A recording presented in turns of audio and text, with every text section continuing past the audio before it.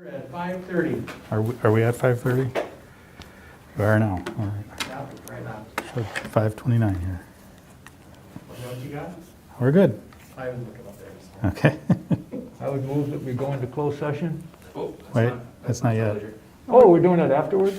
We have closed session? We got consent agenda. Just when I thought I was out front of everybody, just a little bit. Consent agenda items, the minutes of March 1st, school board meeting, and March 15th school board meeting, co-curricular staffing recommendations. And co-curricular staffing recommendations, got a motion to approve. Don't move. Craig, second. I'll second. Christine. Any questions or comment? Hearing none, motion from Craig, second from Christine, all in favor say aye. Aye. Aye. Opposed? Passes by majority. Personnel items unnecessary for vote, and we roll into student council report. And because there's no school today, our student council reps are not with us this evening, so All right, and no, any public comment? we're gonna check in with, let me turn the mic on. We're gonna check in with Angie to see if anybody is making public comment in real time tonight.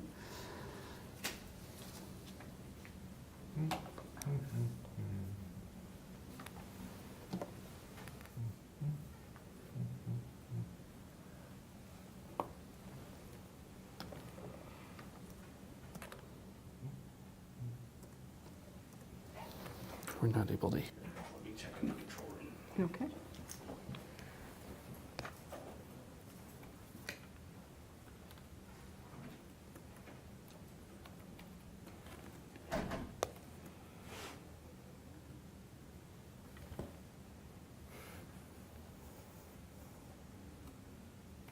Give her the thumbs down. Jeff, you look a little frozen there, too. Everybody will hold a pose like that. Yeah, you're probably a freeze tag. What do you call it? Ringer.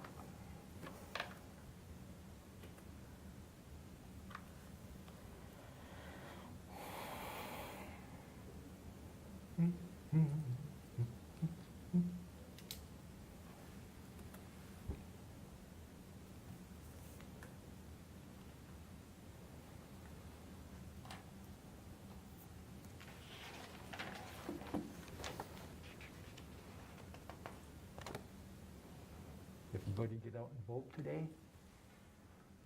It's tomorrow. Or Tomorrow. tomorrow?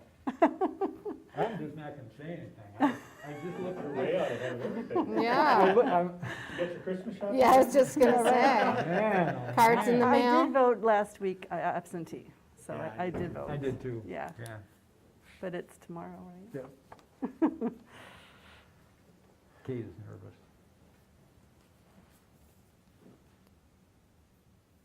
Ben is checking on the sound to make sure we can hear Angie.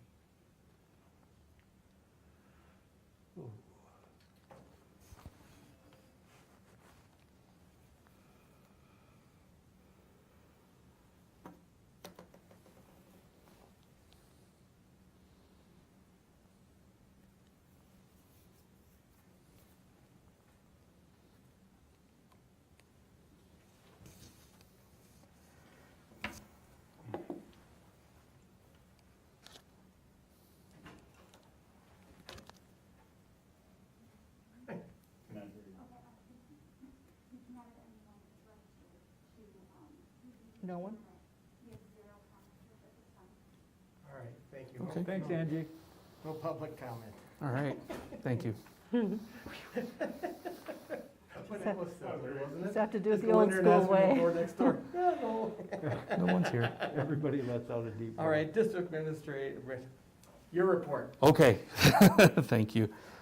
All right, let me just get my screen to share here real quick.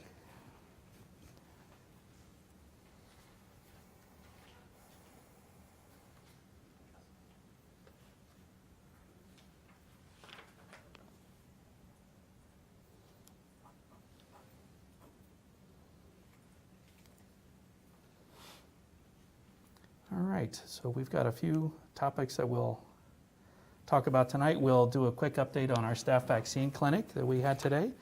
We'll have an update on COVID-19 data, a reverse metrics update, summer school, and then we'll close with appreciations. So we'll begin with vaccine. We completed our second vaccine clinic today. Went very, very smoothly. Big thank you to SSM Health again for putting that clinic on for us. Student Services Director Lauren Arango, District Nurse Kristen Strong, Jess Carls, everybody who made that clinic possible. Big thank you to everybody for that. Again, it went very, very smoothly. We're very grateful to have that opportunity to have everybody have the opportunity to be vaccinated. So we're going to jump over to COVID data, and that will Which be one did they give you, Andrew? Pfizer. They did Pfizer. Pfizer, yep. We're going to jump over to COVID data, and that'll be Lauren.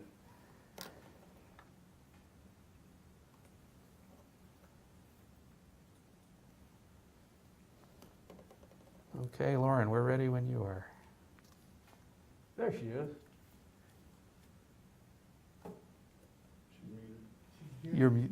Yeah. You're muted, Lauren. Lauren, we can see you, but you're muted.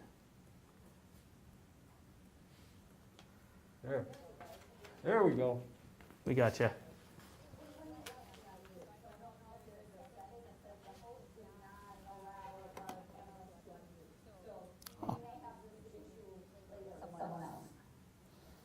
We'll check that. Also can't unmute. That's why. Okay, so the data dashboard, you all may be aware, I sent out an email around 3:30 or 4 o'clock today. We had a number of positive cases we were informed about over spring break. So we sent out an email. So you see we have a positive staff case at CEPS, and we have 6 positive student cases at the high school. And so I know Melissa is going to talk a little bit about reverse metrics, what that looks like for us, but something to keep in mind, right? When we see six in a row, you know, it's a concerning number. And so we do evaluate that. There is a team of us that gets together and reviews, you know, where do these cases come from? Are they connected? What is the source? So we really investigate. So in this case, these cases have come from athletics. And so when we break them down, we are not seeing all 6 of them within a single team. We have them kind of spread across teams. So when we look at, right, our metric for positive cases says 5 or more cases in 5 days in a cohort. In this case, you know, we're not considering athletics as a whole as a cohort, but really looking at by team. So we have not necessarily met that metric by team yet. And I think the important part to note as well in these cases, when we see kind of a clustering of cases is what I would call this, is we report the cases and the close contacts to public health. So public health also, if it is concerning to them, will also open an investigation if there are concerns there. So, you know, at this time, we're not looking to move the high school back to virtual by Thursday. We will continue to evaluate, though, if that number goes up from here. So, and I think an important part with our reverse metrics is that it's not a hard line. So it's not, we hit 5 and we automatically move backwards. It is that team evaluation because there are a lot of unique circumstances. So that is kind of where we are at today with our numbers going into fourth quarter. Any questions? I'm sorry, Erlen? More than one team? More than one team. Yes, there are multiple teams that were impacted. I want to say that these numbers make up 4 different athletic events or athletic teams. Craig, did you have a question as well? No, I didn't. Okay. Christine? Just a quick question, Lauren. So my assumption then was they notified you over spring break, which was great of them to do so. Am I assuming then that they and other close contacts will not be in school tomorrow? Is that what will happen, or how does that work with break and? Yep. So what happens is, so we're notified of a positive case. So that the positive person has to quarantine for 10 days. Then we look at their close contacts. The close contact has to quarantine for at least 14 days. So depending on the date that we have told them, you are a close contact, starts their 14-day quarantine. So in this case, most of them were notified, I want to say or at least their date would have been April 3rd. So it's 14 days then from April 3rd or April 1st, depending on what that date was. So most of them will be out and probably until middle of April. However, if they start to experience symptoms or they receive a positive test, then they have to do an additional 10 days from that time. So that date becomes a little bit more flexible because it could be extended. It will never be shortened. We require that any close contact, even if they get two negative tests, still quarantine for the full 14 days. And then, so I know that I noticed that there was one that had a lot, like 27. That makes me feel sad. Are those all students or? It's a mix. It's a mix, yeah, okay. And will they be able to go to they'll just do virtual then, is that right? Yes. Okay, all right, thank you. Yeah. Craig? I know, I try to be the all-time optimist, but I'm thinking, are we expecting another little bump in the positives once we get people back in town and home from their trips? This number surprises me a bit in that it came so soon. I think we all expected, that there were some positives that were going to come back from trips. How long can we wait to see how many positives come back before we have to make a decision on staying with or going back to the virtual? We have not, if you think back to Thanksgiving, where we had a lot of really high numbers in Dane County, like our numbers in Dane County were very, very high in November. We never saw that increase after the Thanksgiving break. We also never saw that increase after our holiday break in December. And so, that I think is just really unpredictable. And so that's why we evaluate each case as they come and see if we can trace back to where that source was, and see how connected they are. I think a piece for the board to be aware of is we are going to see a lot more close contacts. And part of that reason is because of the fact that we are no longer distancing, once we move into step 4, we no longer will distance our kids at 6 feet because we don't have the room to bring them back full time and distance them. So, but the close contact definition still remains at 6 feet. So if there is a positive case, we will see an increase of those close contacts just due to that distancing alone. Yep. Thanks, Lauren. Could I ask, is this from WIAA sport exposure or from club exposures? Do we know? I'm not sure, Arlen. I just know that they are from different athletic teams. Because that would be interesting to find out if it's from the sports that we're playing through our conference, or if it's ones that are traveling league. That's why I asked that. Well, I'm a little confused. Because I guess are we assuming they got, I didn't think they got it from the teams, they are just on the teams. No, I don't think there was any transfer. Yeah, I don't think Oh, it's, you're right. I don't think it was, they just happened it's to a be on the teams, Correct, right? Yeah. right. That's why the contact numbers are what they are. Does that make So none of sense? them really have it, they were just, all of them are exposed? No, I'm not sure if we'll be told if they know where they were exposed. They just happen to all be Yeah. on the sports teams. But they are They're not all saying they got them from the sports. Are they good? They are all positive. They all have it. Well, not all 20, No, okay, it's yeah, 7. right. There's 7 positive cases, it's just there's one that has 27 contacts. Right. Okay. All right. Does that make sense? That's a good question, but it, yeah. I didn't know if we could see the the source. Right, yeah, I'd no, love no. to know I think that it's a myself. great question. I think one of the challenges in that is going to be privacy Yep. for individuals, as far as whether or not, where the source of the exposure was, where they contracted it. That could be a difficult question to answer for you because of privacy considerations. All right. Lauren? Sorry, my internet froze a little bit, so I'm sorry about that. Any other questions for me before I turn it over to Melissa? You're good. You can turn it over. Thank you. Thank you, Lauren. Yeah, thank you. Lauren touched on many of the things I'll talk about with updated reverse metrics. As you know, on February 1st, the board approved reverse metrics from step 3 back to step 2 virtual learning that were based on the number of positive cases, the staffing availability, and the number of close contacts at school.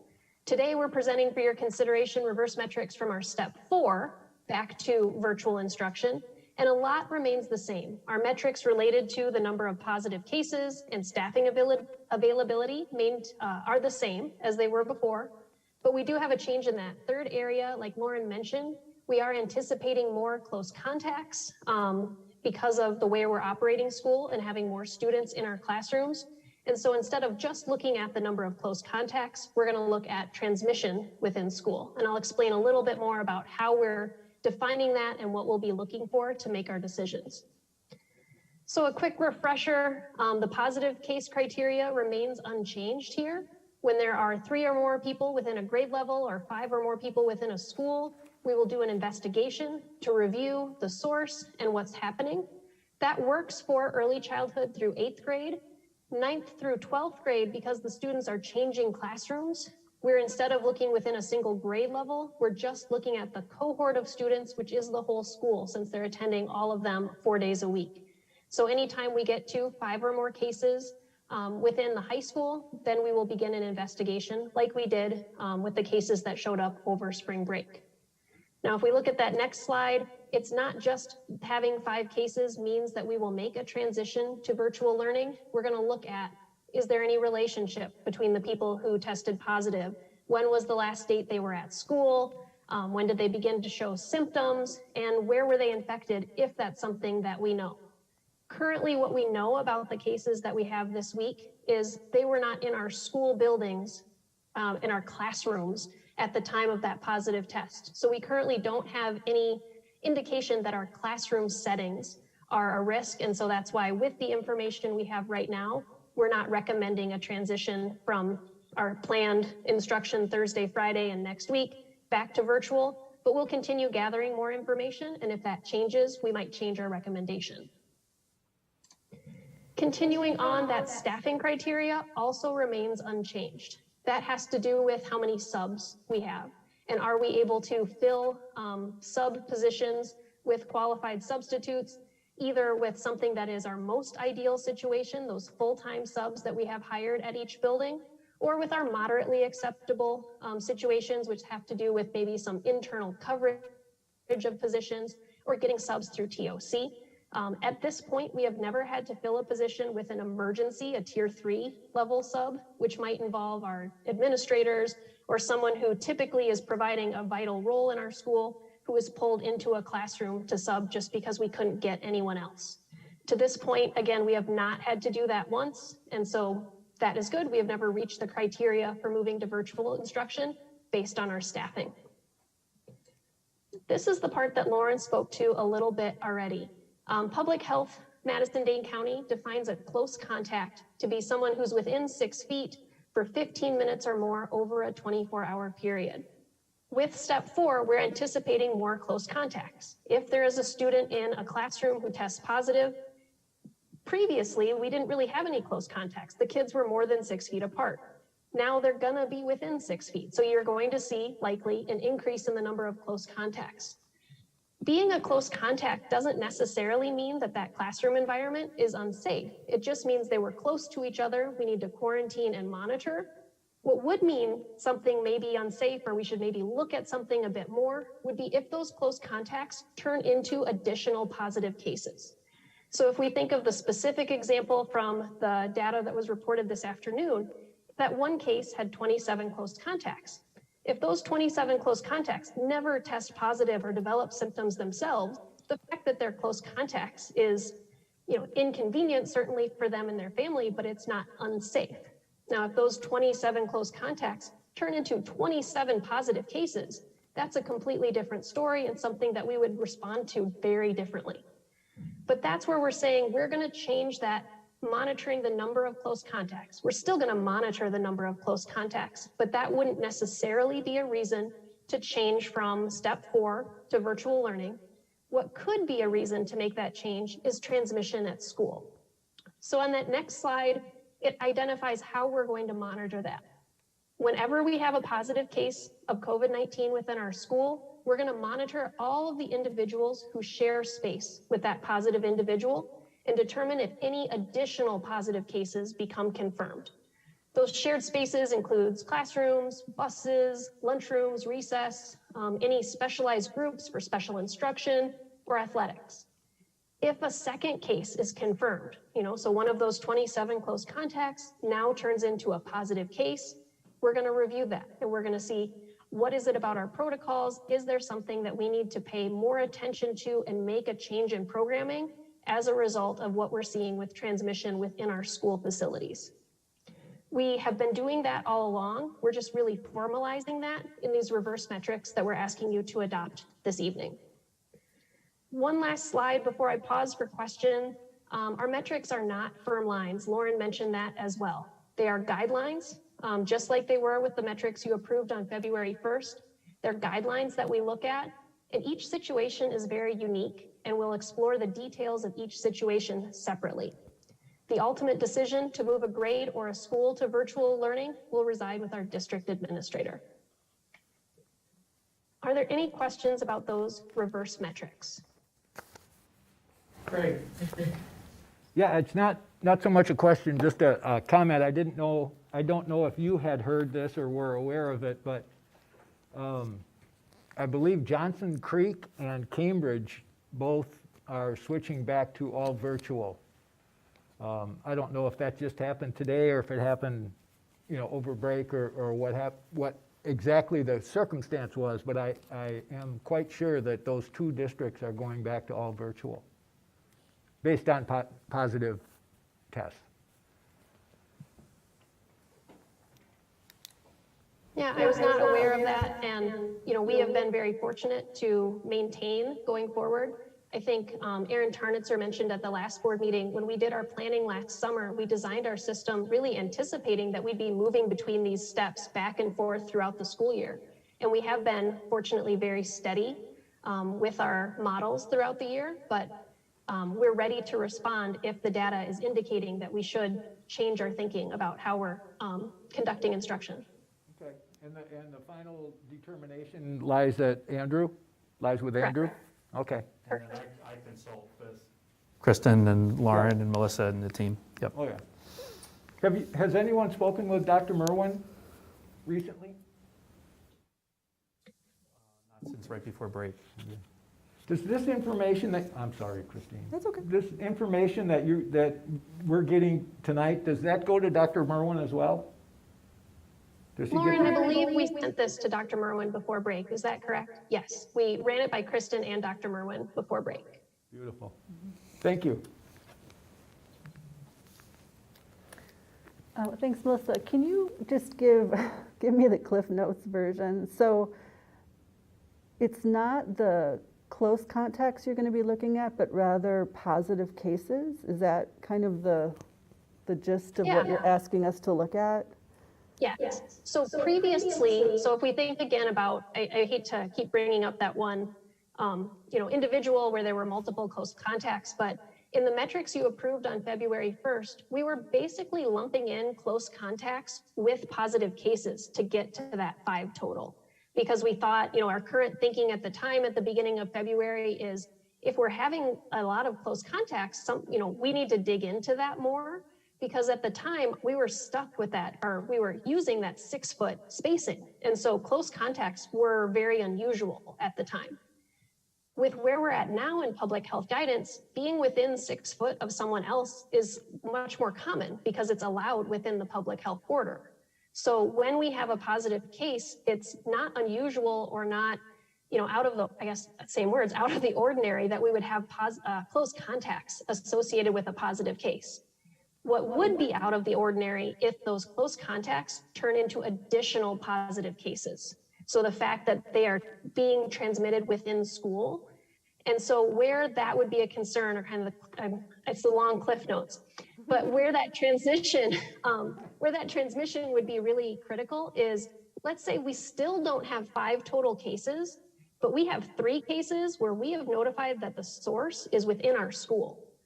Okay, we might want to do something different, even though we're not at that magic 5 number yet, but we're seeing something happening where students are passing, students or teachers are passing it back and forth within our learning environments. So that's why we have that 3rd criteria there. Gotcha. Because what you're saying is, in the past, because of the 6-foot distancing, it was really it was supposed to be impossible to have a close contact. We know that's not going to be theoretically practically true, That's the idea. So now that things are going to be, there's going to be more people around, and clearly we can't you're going to be looking at the positive cases instead, and the number has dropped, right? It's not going to be 5. You're actually going to look closer if it's a couple of cases, correct? Yeah, we'll look at each scenario individually, but what we're trying to convey with these metrics, and what we have been doing all along, but we just want to make really clear, is that we are very much looking out for, is COVID being spread between people within our schools? And if so, do we need to make a change? That's really what that 3rd bullet point is all about in the metrics. Thank you for explaining. Other questions for Melissa? Thank you, Melissa. Certainly. I will wrap up with a brief note about summer school. After reviewing the resources that we would need to operate a summer school program that's comparable to what we have had in the past, we've determined that it will not be feasible to offer a program in June and July this year. Now, that said, we are very hopeful that we'll be able to offer Camp Kindergarten for our incoming kindergarten students in August, and we're exploring the possibility of having something similar for the incoming 3rd grade students to help them transition to their new school at Wabisa. More information about both Camp Kindergarten and any possible 3rd grade program will be shared with families at the end of April. What we are particularly excited about with those 2 opportunities is we are working on making them available to all students in that grade level, so that we don't have the rush for registration and have students who are not able to attend because of limited space. Camp Kindergarten has always been open to all incoming kindergarten students, and we are looking to run a program similarly that would be available to all interested incoming 3rd grade students in August. And I will turn it over to Andrew to close with our appreciations. Thanks very much, Melissa. Just a couple of big thank yous this evening. First, for our custodial staff, district-wide, for everything that these folks have done to help us prepare for Step 4. Your efforts to get our spaces ready and make our classrooms safe is truly appreciated. I mentioned earlier, a big thank you to SSM Health for helping with our vaccination clinics, both today and in March on our first dose clinic. Thank you to all the district scheduling teams and all the schools who are reorganizing student schedules for 4th quarter as we transition into Step 4. And finally, a thank you to Stephanie Farrellan and Kim Brown for directing the IMMS Virtual Talent Show. It was great to see our students and staff share their talents. So thank you to these folks around the district. All right, we're going to stop the screen share. Okay. Thank you very much. That is our district admin report for this evening. Our upcoming school board meetings are, of course, are in April, but that's our report for tonight. Any questions or comments? Thank you very much. When we discuss the starting times, or how do you want to handle that? The starting times. In the, For the board meetings? for the board Harlan? meetings, yeah. Oh, yeah.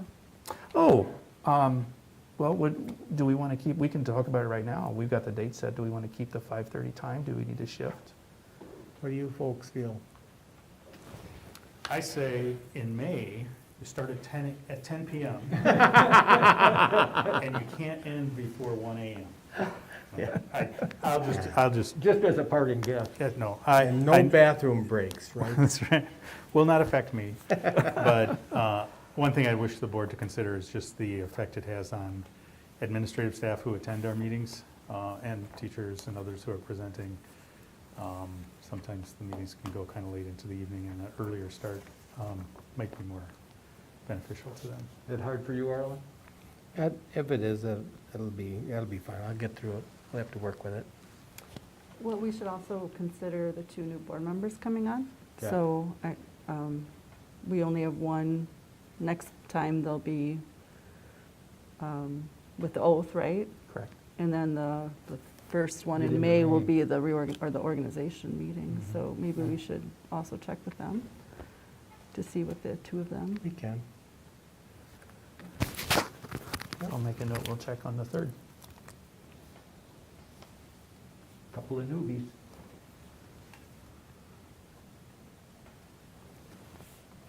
Okay. Okay, thank you. And with that, now we'll go to the business manager's report. Jeff? All righty. Item 7A is School District Village of McFarland easements. It's kind of nice to talk about something that doesn't have the word COVID in it, so this is kind of fun. I get all the easy stuff, and my counterparts take care of the difficult things with COVID stuff. So the last few months, Chenke and myself from the village have been working on a stormwater drainage easement and also a sanitary sewer easement. I'll cover the stormwater drainage easement first. Andrew, would you be able to pull up that map of the property? So as you can see, that is the Lacey site where you can see the 2 baseball diamonds. And then on the north end, or the top, you can see the 5+ acres of land that the village will be developing its police, fire, ambulance, safety facility on. When do they expect to start that? I'm not clear when they're starting. Their planning process has started for gathering easements. They're in design phase with their architects, and I don't know if they've chosen contractors yet, but I do know that they're involved with their architects and all of the engineers for the preliminary pieces. Thank you. Is the road being done first or after? Because there were some upgrades to the road, as I recall, too. That I don't know. Okay. So the stormwater drainage easement will take and incorporate the 5 acres up top. You'll notice the drainage basin that looks like a triangle on our Oh, yeah. east side of our property. That drainage, stormwater drainage pond, per se, stormwater management system, is sized for the entire property. And therefore, the village approached us with the idea of being able to use it for their purposes as well. I've contacted our engineers. They confirmed it was built for that whole site to take on that piece. The idea would be in this easement would be there'd be a few things granted. One, the water would go into there. And again, that is the last piece of stormwater management mitigation systems that's in the end. For instance, we have 3 different things before you get to the big overflow. The pond is the big overflow. So that triangle would also be shared with them, but they would be having to make improvements to other little systems before it gets to that area, the water. So one, we would be giving them an easement to put their water into there as it's filtering through the other systems that they'll have to put in place. 2, we'd be granting them the ability to have the fire department use the pond water for training activities. And 3, the easement goes back to who's then responsible for this stormwater management system. If we grant this easement, they would then take care of, in this document, they will be responsible for all of the maintenance of that. That's the trade back to us. So we're not responsible for the mowing, we're not responsible for the dredging, we're not responsible for the upkeep of the cattails and all of that. So what we're trading would be an easement for a right for them to use that and not have to dig another area, but then we would be reducing the amount of maintenance into the future of us having to maintain it. Does that have water in it? Is that full of water all the time? No, it does dry up, but it's, I mean, right now it's got a little bit. Yeah. The last time I drove by it a week and a half ago, it was lower. Frankly, the lower it is, the better, because we end up with less geese. And frankly, if the fire department is using it for training activities to pump water in and out, it's kind of a win because Yeah. it takes a source of area. Yes.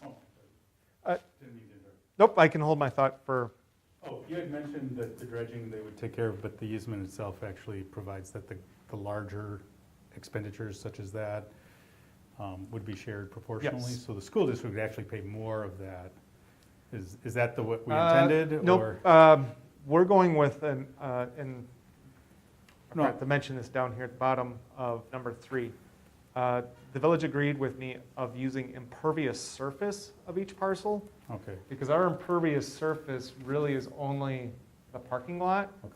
The impervious surface of their Is gonna be plan is going to be building. 5 acres, got it. because it's basically all sidewalk, building, and asphalt. Yeah. But that would be there would still be some cost to the Yes, district, but it would be less than it is today. Right. Because we have the whole amount right now. so if I remember right, our parking lot is about 40-some thousand square feet. And the 5 acres times 40 was about 560. Yep. I knew there would be an expert in the room that could answer. Okay, so, but the bottom line is even, so it's going to be less cost to the district? Yes, Bottom line, yes, got it. substantially.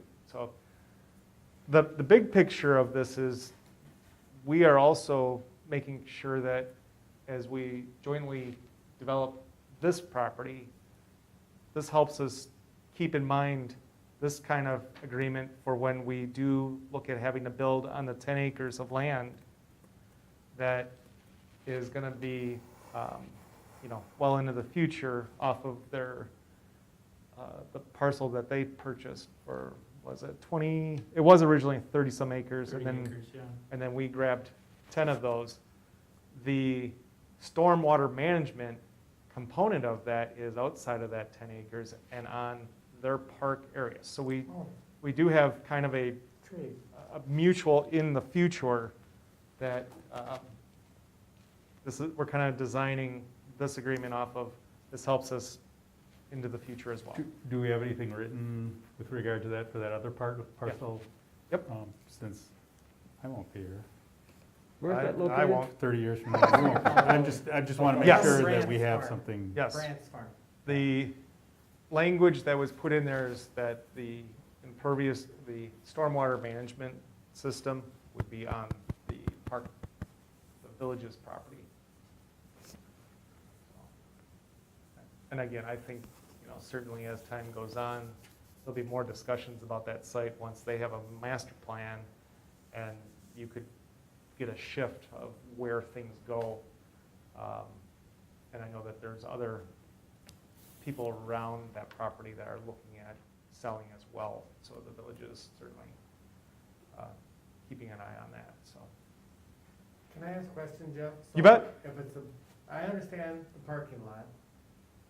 What's underneath our artificial turf in the baseball? So that is you get like a gravel base, That's a gravel? right? And so that one, actually, the water channels just due east of there Yes. into that flat area that at some point Okay.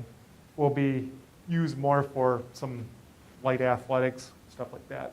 But that's what that space is designed Yes. for there? Yep. Okay. And the clay field, the other field, the Yes. dirt field, that'll run it, where does that go? Same place? Well, again, this first shifts over into kind of that dry-off one on the south end. And then Okay, when we get the big overflows, then it heads to the pond. okay. And then it gets back to this clean area, so. It's quite a Does- system. Because that is going to be, that new section will be building and hard surface. And Yeah, so pretty much all 5 anything is- acres. It's all going to be coming there, and ours has. Well, they'll a- be having to design similar to us, like our dry basins. Okay, So they have to do kind of like, when you I see see. Indiana Middle School, you got Yep. 3 different, yep, they have to do the same. they have to put some on their property Okay, already, thank you, but did not have to build another pond. Ben. There's enough. Yeah. Yeah, that okay, makes sense. that makes sense. Because I thought everything was just going automatically right to that, you know? Nope. That makes sense, thank you. So that is the stormwater drainage easement. And again, there'll be an action item on this later. The other one is the can you go back to that? Oh, sure, Yeah, we got one more. Okay, for fun. Yes, easements, there we go. keep them coming. The sanitary sewer easement for that facility, and I'm going to go up there and point to it so you can see. The school district has its sanitary easement lines that would be taking care of the concession at some point. Yep, Goes from here over by our parking lot, and then it taps into the sanitary sewer system that's on Osborne Drive. The village's closest and best option is to come down the property line with an easement to put their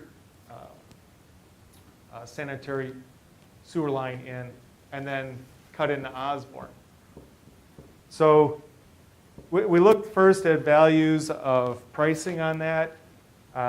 You're looking at maybe about $1,000 going rate. Matt and I spoke with the engineers. One of the biggest challenges of that property is that the berm that's between the homes and the parking lot is bermed so high that we have to mow it with a hand mower. really? So we've been in discussions with the Goats. engineers that when, Get some goats. if the easement is provided, then they'll have to rip up that whole area and, reseed it and all of that. But they feel like they can redistribute it to make it more of something that's mowable, so it lessen our maintenance costs that we spend. Certainly, if they're granted this easement, then they'll be having to dig into our asphalt and all of that. And their plan is they'll redo the asphalt, right, at a clean line in our parking lot. And then they're also slated to take care of Osborne Drive on the same mix. So again, probably failed to mention, Bill Fahey and I have worked on both of these documents as well. And so administration would recommend, again, the unique situation that we're probably going to get a nice benefit out of in the long run of the not having to hand mow. It was kind of, Jason Hare, our groundskeeper, I was talking with Bill, and I'm like, what could we look at that's not always about money, but partnerships with? And Jason's just like, well, if we can take care of that crown, I'm going to spend a lot less hours out there. I'm like, well, that's savings. So actually, Jason Hare came up with the idea of if we could look into that. So kudos to him for thinking outside the box. In that vein, I was going to say thank you for your efforts, including asking Building and Grounds and making them part of the team, which they Oh, should be. And then just cooperating with the village. I know I've been around this board long enough to know that the cooperation between the village and the schools has always been kind of searching for things to cooperate on in a lot of ways and getting each other to understand their different perspectives. And we've come a long way. And so I think that has a lot to do with you and Matt having that relationship, so I appreciate it. Thanks very much, Josh. Yeah. nice It's a job, big Jeff. deal to heal And any other Absolutely. questions on these easements? You do have action item time, so if there are other, say just a quick back to the vaccine clinic. The fire department and the EMS, they were here both times and helping Kristen and Lauren's teams. So that was a really nice presence as well here. So lots of things to build on. Sounds great. Very much appreciated. Yeah, thank you. So now, Oh, I'm sorry. 7B, budget updates. Just a few topics I wanted to just cover. One, at the next meeting, I'll be bringing some budget updates to finally put where money's going to have to go, or where we should have budgeted based on all of the expenses we've had with COVID. So I'll be bringing forward some budget shifting at the next meeting. I wanted to report just an update. The last time we spoke about the current budget, we were about $1 million to the negative, and that's kind of where we've been expecting with the funds that were coming in. The ESSER 2, quote unquote, CARES Fund 2 Act, that's looking like we're going to be closer to about $320,000. So we're going to lessen our $1 million deficit closer to about $857,000. And certainly there are more discussions of different funding, potentially with an ESSER 3. So again, the bulk of that deficit is food service. That's almost $500,000 of that amount. So from an educational standpoint, how our buildings have operated with their staffing levels, our commitments to having building-wide subs, additional medical staff this year, and the creativity of some of our principals having some staff extend their days. To say that we're going to maybe have what I would say, $300,000-400,000 of costs that's more attributed to the educational out of a $32 million budget, I think hats off to a lot of creative people in our different buildings. So that's just kind of I'll keep updating on where we're at with those funds. The second item is really more reviewing the about 100 pages of public instruction, governor's budget, and the Legislative Fiscal Bureau's examination of that, and now taking some of that data and putting it into our projection models. The biggest key points are what's going to happen with the revenue cap. That's what controls 90% of our funding. And the governor has proposed a $200 per student increase for each student. On a percentage basis, that's 1.7%. So if everything stays no more than 1.7% on average, we're really doing well for next year and potentially the year after and the year after.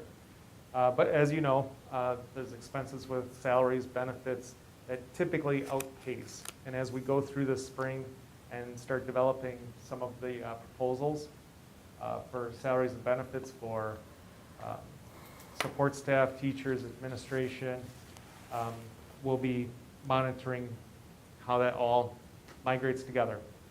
Of special note, and it's been tried for many years, in the 1970s when they came forward with special education being funded at 2/3, almost 70%, we'll use that. It stayed some certain, which means they locked in the dollar amount, and as expenses go up, the percentage has went down. So we receive about 25 cents on the dollar for eligible expenditures in special education. For us, that's about, right now, about $1.2 million that we receive. The governor has a proposal to increase the percentage to equate to about 45% in 21-22, our next fiscal year. That would mean another $1.2 million of state dollars that would come, which would mean our transfer from our general fund to our special education fund would go down by $1.2 million, which would mean our general fund would have more available resources in addition to that 1.7% increase in the per student. So I'm been in this about 24 years now, and before that I was doing research consulting, and everybody's tried to increase special education funding, and they found different ways to do it to try and bring some more equity across the state for particular school districts that just don't have the resources. I give this a chance of maybe 5% more added on, which again would be helpful. But I don't, when you see a lot of districts going, oh, this is going to be wonderful, you know, we should be planning for this potentially. I would say that I'll give you some scenarios as we move forward with our 5-year projections and next year's budget. But I would say that we're more than likely maybe a 5% kick, maybe a 10%, or they might just shift it into the second year of the biennial budget, which sometimes they'll do, and it'll look like a double up. So we'll monitor that one, but it could be a potential. And when you say they, you mean joint finance? Yeah. or- Okay. And the government Yeah, well, in the end. yeah. But we'll see on that. So those are kind of just some budget highlights for current year and next year. And on the April 19th, I'll bring forward some budget changes for this fiscal year. Just wanted to thank you for all the hard work you do all the time, but especially, you know, this past year. I suspect there are districts that are in much, much worse shape than we are because of the good work that you do. And I just want you to know that we appreciate it. And, you know, we have full faith that you'll do the best you can. And if we're working in a deficit, you'll make it as small as possible. But I think our district should thank our lucky stars to have somebody that can work through the hard times. Well, the board as well. I mean, we'd be kind of lost without Jeff and his explanations of the various intricacies of school financing. Correct. Appreciate it. I appreciate it. I got a question, Jeff. Yes, So you talked, did you talk about the federal money too? a little bit, but we can back 'Cause up to that. all you ever hear is the federal money, they want Oh, yeah. to put money, you know, on it, okay. And that's really kind of a, I don't know, crapshoot, however that ends up at the federal level, you know? So everything that they're talking about, it can be real, or it can be just burnt up real fast, or what's the? Well, I mean, we do know that the first CARES Act, or ESSER 1, that came to us in an amount of about $47,000. So, fairly low amount, but it helped us purchase the Canvas software so that we could deliver virtual. So that we knew, locked in. The ESSER 2 came through, and the Joint Finance Committee got in there and kind of decided that in-person schools would get more than those that might have been in virtual land. Yep. So in June, we'll have to report our actual minutes for in-person for all of our different grade levels. And every district will do that, and then we will get a final amount sometime next fiscal year.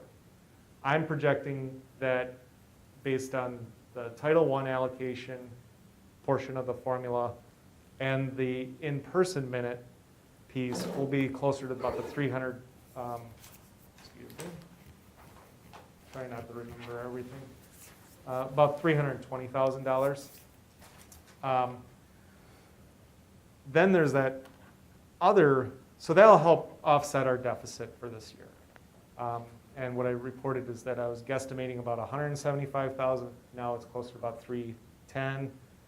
There's a lot of school districts that collaborated with Kettle Moraine School District, put together a little survey to see how we could determine every district and where they're at in person versus virtual with minutes. So that's been very helpful. They have had some conversations that there's more potential, and from the federal government, and the word on the street is a bit of how will our joint finance view those dollars if they want to put it in as if it's part of the budget, which it would be a one-time funding, so there's going to be a hole somewhere. I think the Legislative Fiscal Bureau does a really good job of trying to help the Joint Finance Committee understand that the districts are needing the money. The districts are using it. I mean, we're fairly lucky that we've been able to be creative and we don't have such a deficit. Further, we have the virtual school that will help offset. So we're in a much better place than most school districts. So federal money is usually one time. It's usually tied to an allocation model, typically tied to Title I, which in our Title I numbers are very low. So we typically don't see as much, which, you know, from a global perspective in our state, that makes a lot of sense that there are school districts that, you know, need more of those funds. I'm not advocating on not getting funding for McFarland, just that I think we all recognize that there's more resource availability here than in some of the school districts and communities that were hit more by COVID. Just a quick, looking for a quick comment from you, because I don't really know how does the head of the Department of Public Instruction, dependent upon who ends up in that position, is there potential for us to be, our bottom line to be impacted simply based on who ends up in that office? Can they have that, do they hold that kind of sway? They don't really, do they? Well, they're part of the group that would put forward, you know, that person would be leading development of their budget and their goals, which is what then they forward to the governor. So each department, DNR, DPI, workforce development, they all present their budgets to the governor. The governor says, all right, and then the governor forwards on his proposal, and then it goes through the channels of joint finance.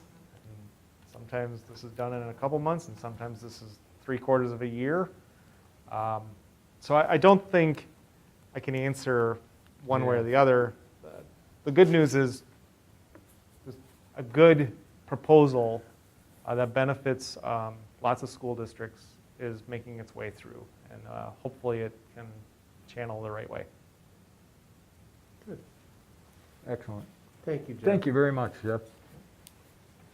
That's all I have. Another fine report. So,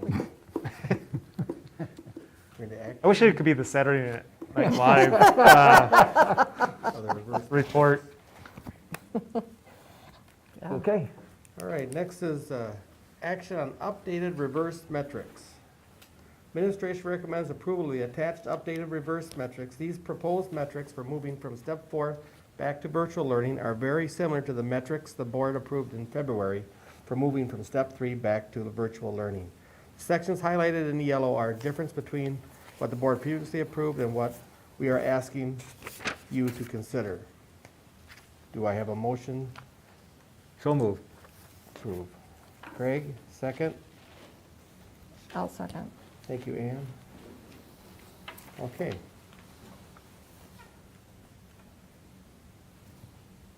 And just to be clear, because That's- I did read it, Mhm. but I just want to make sure I'm clear on the details. It sounds like instead of looking at, say, 5 or more close contacts, instead looking at actual. 5 or more positive cases. I'm sorry? Don't you mean 5 or more positive Five- results? 5 or more contacts, right? Originally, Originally. previously, right? Okay, yeah. Right. Now it'll be positive cases and fewer, that you will be looking closely at the school. Correct. and making And- decisions. correct, Is that correct. correct? And the piece that we're really looking at is there transmission of COVID-19 happening in the school? That's a big part of it, is do we see, that's not the only piece, Right, but right. that's a big change. And I see Melissa's on the screen, she can jump in certainly too. But previously, and the reason for that change again, just to make sure everybody's clear, is in our previous instructional model, it was based on a 6-foot distance, which is consistent with the close contact definition of CDC.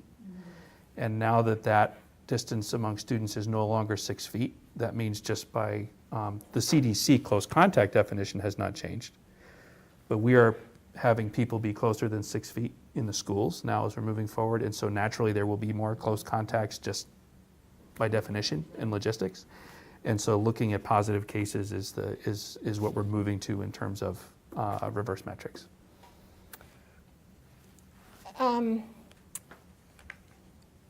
The administration sent out earlier today to the district staff and then also to parents, and it included a quote regarding the policy that was adopted by the school board in the past. And I think what was sent out now is a little misleading because it didn't include the separate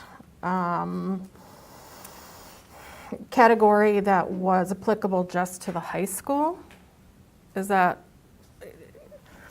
I think Lauren sent out the one that was there today, but so staff were told that, you know, if it was grade level 3 or more, 5-day, but then there's an extra provision that was passed back in February regarding grades 9 through 12 and the cohorts, and the fact that if there's 5 positive tests, that the district would review each case to see if there was concern for wider spread of that virus within the building, and that it wasn't an automatic reversal at 5. So, And Yeah. if I just speak to that, it was an oversight on my part. We haven't updated that section of the email when we updated the metrics. So that is a mistake on my end. Like we should have updated it then. We just have never gotten close to those numbers, but it was purely an oversight on my part to make that adjustment when we updated it last in February.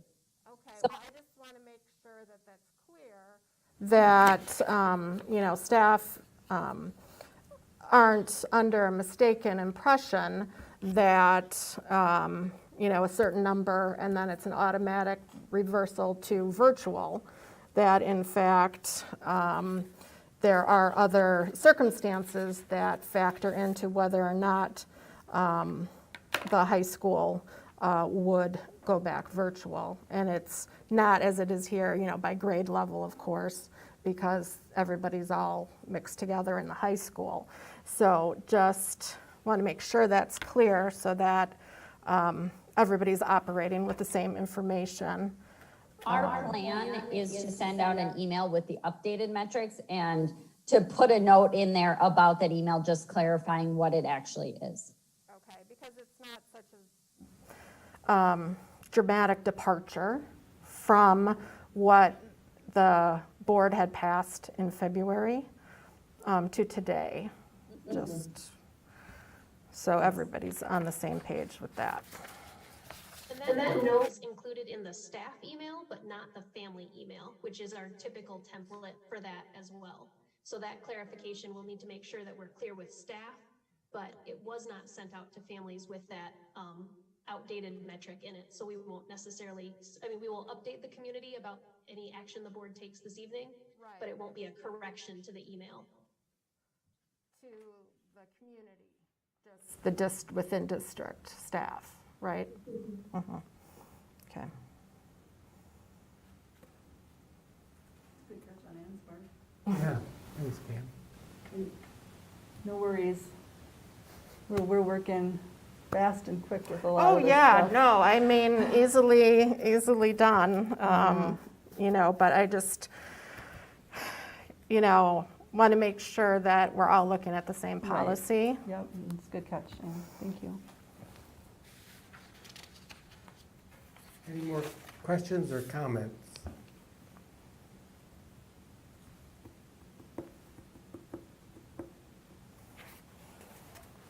Can you tell I'm thinking? I know. Can you tell in my eyes? Are you comfortable? No, yes, I was just playing it out in my head. You must be, my mother would say, I can read you like a book. So I was just playing out. So for example, and heaven forbid that anyone comes back from spring break and is positive, but if 2 people did, they both would be quarantined, and that would solve that, right? What we're looking for to move backwards is if any person came into the school, gave it to someone else in the school, and then we would move back for that school. We would look at that, right? So, yeah, I'm just kind Exactly. of playing the consequences of these decisions, because sometimes I never feel like I think far enough, like, how is that going to affect? You can only go out so far. Right, well, things are moving so quickly, Right. so, Right. And that's a significant change. yeah. I think it makes perfect sense, though. All right. No other questions or comments? We have a motion from Craig, second from Ann. All in favor say aye. Aye. Opposed? Passes by majority. Next is action on early high school, early graduation request. Administration recommends approval of the attached high school early graduation request. Do I have a motion to approve? I will move. Christine? I'll second. Oh, And Ann? yeah, I have a few opportunities left.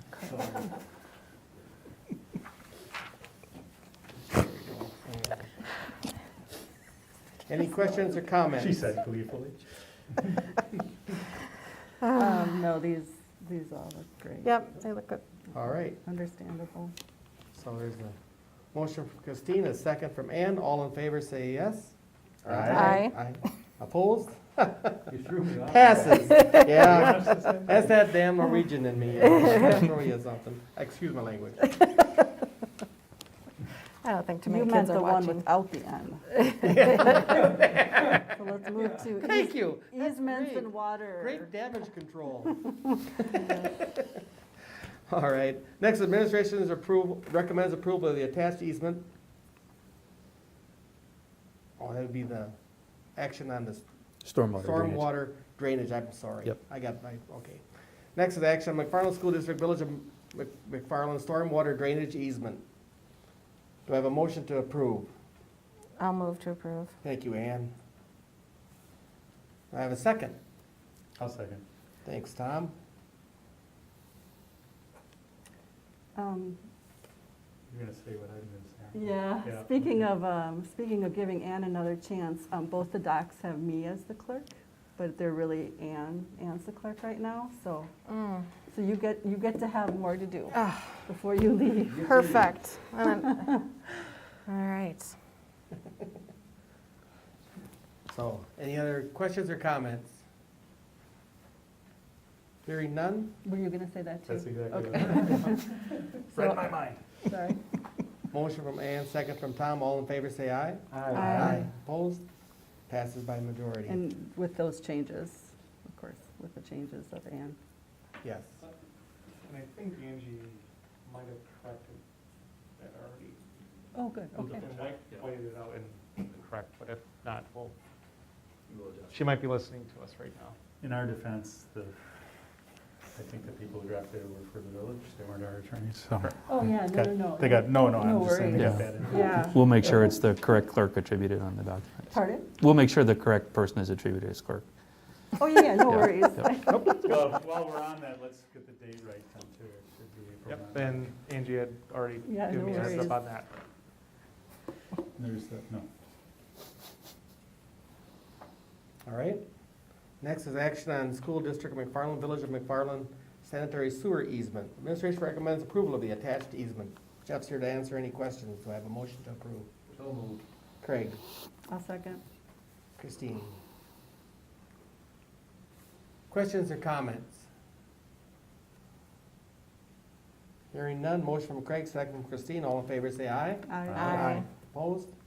Passes by majority.